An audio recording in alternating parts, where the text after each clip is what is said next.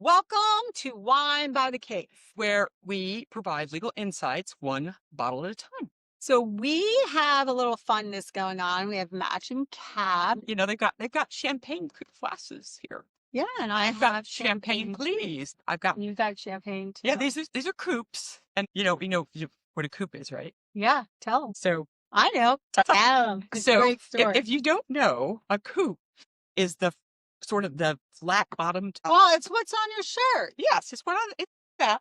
And if what you- was it made? How was it inspired? Or it was inspired by Marie Antoinette's breasts. So this is like a theme.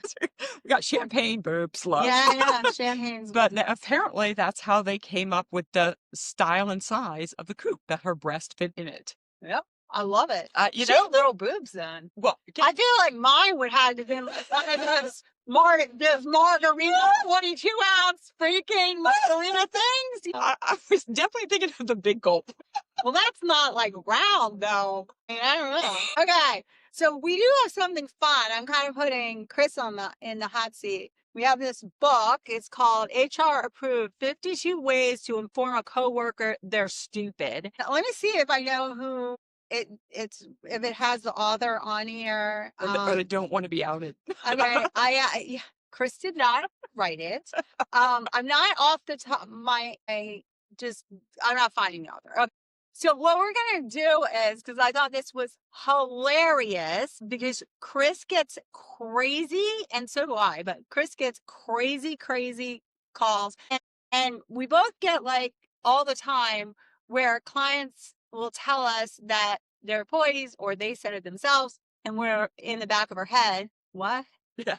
Like you said, what was said, Yeah. or a complaint that has an allegation. Yes. So what I'm going to do is I'm going to read, and then, so the way the book is, there's the comment, and then on the other side has the HR memo that goes along with it. And I'm going to read one, and I'm just randomly going to pick it because we're not going to get through all of them. Nope. And then Chris is going to tell me what her response as an employment attorney would be. And then I'm going to summarize whether she nailed the HR memo correctly. Okay. So, Okay. I may not be a PhD, but I definitely know a Muppet when I see one. As in Kermit the Frog? That's the comment, Chris. You're not allowed to edit. Is that what you would say to a client? So, Muppet. Okay. So the whole notion of I may not be a PhD, so someone's obviously bristling against. No. Their You have to intelligence. say what if this came before you from the client. Yeah. That they were accused in a pleading or something of saying this. What would the HR memo that you would draft for them to send to that particular employee? So that particular employee, I would definitely say we don't need to be referring to degrees or lack thereof. And just as importantly, we don't need to refer to someone as being a Muppet or a puppet or a marionette or anything with strings, because that implies that they aren't exercising their own independent judgment, discretion, and skill. Oh, very close. It says that you should say we recognize your ability to ascertain certain behavioral types. However, we recommend a more professional approach to describing your colleagues. I tell you though, I mean, I love the Muppets. I just love the Muppets. Okay. My face always contorts this way, not only when you're spewing stupidity. I don't know, Godwin. I think that's going to be like, Well, same then. Yeah, but let's face it.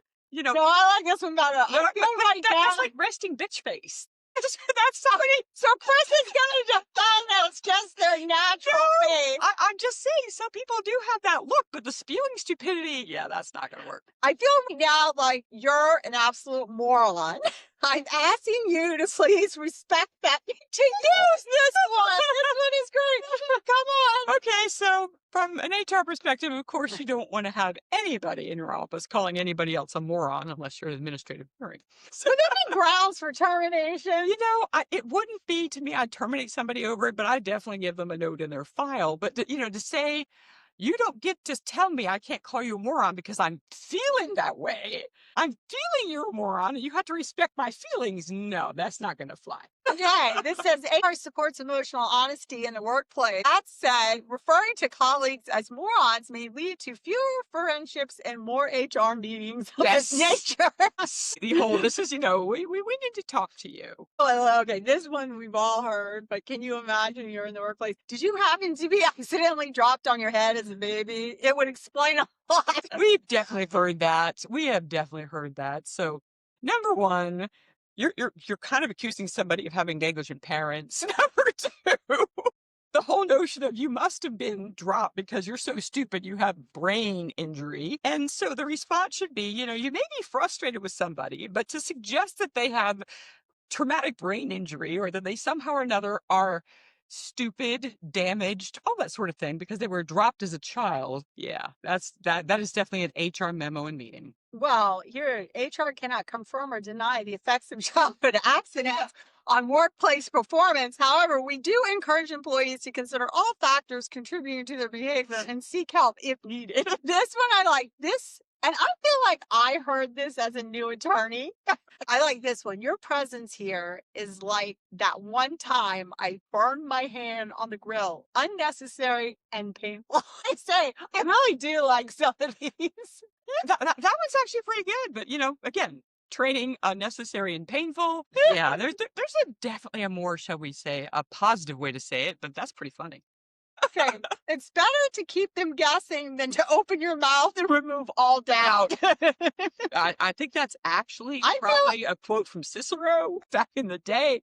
But yeah, that's the thing. There are times in life when keeping your mouth shut is the best thing. there's times that I've wanted to say this to people. Oh God, yeah. That whole notion of, well, thank you for proving to me what I already knew, that you don't necessarily have. I think that the one I hear a lot is the lights are on but nobody's home. I've heard that one quite a bit. The sharpest tool in the shed. Yeah. That some of these are like that. Oh, this one. Did you come up with that all by your pretty little self? Condescending. And again, sexist. Absolutely sexist. I mean, HR's got to get involved in that one. Is it terminable offense? No, it's not a terminable offense. However, if somebody feels comfortable saying that out loud, you gotta wonder what kind of manager they really are. Yeah. Well, I mean, I think when we started out, it was like customary for the males to call all females sweetie, honey, Darling. darling. It was all of those very. This one, it must be nice not being tied down by thought process. I think I thought this sometimes when I had arguments with opposing counsel. That whole notion. Not all of them, but over my 25 years, there's been nice a few. to live in your world. Well, because sometimes we have arguments, legal arguments, and like you can't even follow. Like many times you have an argument with opposing counsel and you can follow their thought process, but you disagree with it. You're like, okay, I respect that argument. I see where you're going. But sometimes some of these arguments, then I'm sure you've had the same thing. I've been like, what? Like, I'm not even following how you're getting from that I got told by one recently, well, you were just making that circular argument again and again. I said, you are acting like I speak a foreign language because you keep saying the same thing louder and slower, as if that's going to change my opinion on this case. These are things that, we all need to take that breath. And I think there's probably a lot of those in here that says, take a moment, breathe before you speak. Let me see what. You want to ask Yeah, me one? ask you one. Okay. Chris is going to have to pick one. This one, definitely. Okay. So the prop actually works here. You're sitting in a meeting with somebody, they do this. Is that what that says? It says, adjust your glasses with the middle finger. So,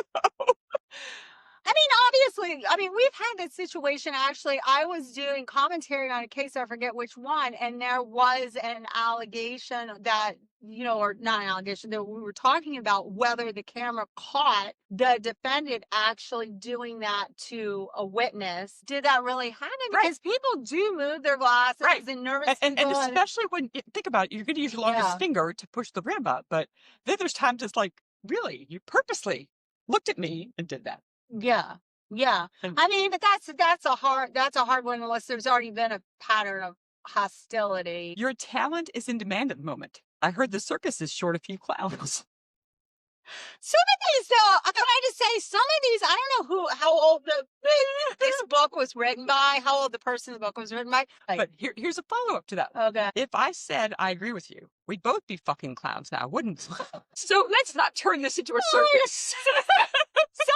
these are just so funny, and I feel like cross my mind, but not exit my mouth pretty much on one of these on a weekly basis, because sometimes, I mean, everybody, not just lawyers, I think everybody, sometimes you have an interaction, whether it's in the grocery store or whatever, and you literally are just like, what the freak, what is going on? And But I but like all of these dress are up like for the so circus. old. I feel like my kids already left. So I grew up in the South, and my kids left because I have these Right. these sayings Well, welcome my biscuit. like that I say when it's cold. I'll just say it. Cold as a witch's titty. And they just, every time I say it, and they just crack up. I feel like a lot of these are those, because I haven't heard these in so long. But I feel like this person who wrote this has to be over 50. Has to be over 50. This one I get a kick out of too. Have you been licking the bus windows again? See, that's another one. That is like another one that's old. What is he, a sniffing paint? Have you been sniffing paint? Yeah. Yeah, I feel like some of these are old. So, in light of the fact that sometimes when things like this are said, I say to my clients, sometimes you got to pay for stupid. If you're going to keep a manager, I love this. I'm going to steal that, where sometimes we got to pay for stupid. if you let a manager continue making these sort of unhinged type comments, this is the sort of thing that this is a managerial style. I mean, I know it sounds strange, but it is. In the world, denial is not our river in Egypt. Well, I was just gonna say, just like being oblivious to something isn't a defense. Oh no, that's why you pay for stupid. That's why you pay for. Chris, you gotta get a shirt this. We need to get that trademark. Sometimes you gotta pay for Don't stupid. you steal that? But that's why occasionally there is poetic justice, and that somebody does get their comeuppance, or somebody is told, in no uncertain terms, this is not okay. You continue doing it, it's going to be a problem. I think we've gone a little too far with some of this stuff. Just how damaged are you from this? And that's why in the world of harassment, discrimination, retaliation, a stray remark doesn't usually get you there. So, once a year, once a month even, saying this is not going to get you a harassment claim, but it is going to demoralize that particular person. They're not going to be as productive for you. So, and that brings up a good point. From a business standpoint, if you have somebody making those comments, it is damaging your business. And I'm not talking about the damage of necessarily being sued, having to pay for the lawyer to defend. I'm talking like what you just said, the morale of everybody, and everybody being able to work together for the ultimate goal of making that business money. as an example of that, a long time ago, I had a case with a former military guy, and he'd been in the military for 25, 30 years, and then went into management and insurance because, he ran an orderly shift, but he called everybody a dumbass or a shithead when he got mad at them, and brought him in for counseling. And this was the response. Well, what's discriminatory about that? Everyone's got an ass. And he's a rat. And he goes, okay, I'll stick with shithead then. But not everybody else is shithead, has a shithead. It would be better I'd stick with ass, with that argument, that line of argument. But that's that an ass. old school sort of mentality. I mean, he spent, 25, 30 years, getting maggots into shape. You can't do this in their privates. Older generations, it was not unusual for people's parents, and I hate to say this because it sounds absurd, to, in a loving manner, call them little shitheads. Yeah. And they would talk to their friends and be like, oh, my little shitheads. And nobody thought that was abusive. Nobody thought it was wrong. Nobody thought they were being abused. And obviously now, if you walked around calling your kids little shitheads all the time, people would be like, what's wrong with this person? Poetic justice, another Cabernet Sauvignon, which again, we don't seem to be the biggest fans of, but this is from Napa. And why that's important is this particular company, their 2018 version sells for $289. Now, this is the 2023 version I got for $25.99 at Costco, because we love Costco. The write-up just sounded really good because, again, for a cab from Napa, this price is phenomenal, let alone from a vineyard that it seems like they age well and their value just goes up. A little too sharpie sharp for me. Well, let's see. Again, cabs always have that smokiness that don't always appeal to me. But what's your favorite? You know how you get that in your mouth where everything just sort of like sucks dry? That's heavy tannin. What is your favorite type of wine? Oh, Pinot Noir from Willamette Valley. But this, I do like. What do we get in this? I do like the current flavor of it, though. What is it? I mean, it also, what, they just did this study, and I forget who, I say they, like you guys all know, but they were like, wine tastes better in a restaurant for several reasons. One, the environment, you generally aerated appropriately or properly. Also, the cab should breathe. you're mixing it when you're buying, you're generally mixing it with food. Yes. So I mean, here, maybe if we were eating it with, This is supposed to be fabulous with the filet. okay, They said this is definitely a beef wine. But, okay, you know, the filet, they said, game, bison, deer. They okay. said because it's strong enough to hold up to it. So that's it. We're not eating right now, so that may be. Yeah, but So for when you, $25.99 for a well-regarded, there's some bottles I just can't drink. I dumped one out, which was an expensive bottle. And I mean, it was like a $50 bottle of wine, and it was just too. there's times when you just go, I can't do it. I can't do it. And you want to when it's like a $50 bottle Yeah. of wine, you're like, I can't believe I'm going to dump this out, but you did. Right. So I am going to, I didn't have a 4 roll. You're on a do 4 this roll. four, I'm going to give this, because of the tannins, it's a little too, like I said, the chalkiness. I'm going to definitely give it a 4 as well. It didn't have, the tannins were a little lower, which may, with aging, be better, because I love the currant. I'm loving the, I see. I don't like I like the richness of it, current. but Current. the tannins are just like, well, cheers. cheers. Don't forget to follow and subscribe and And- comment below. And make sure and tell the people you love that you love them, because it's Valentine's Day.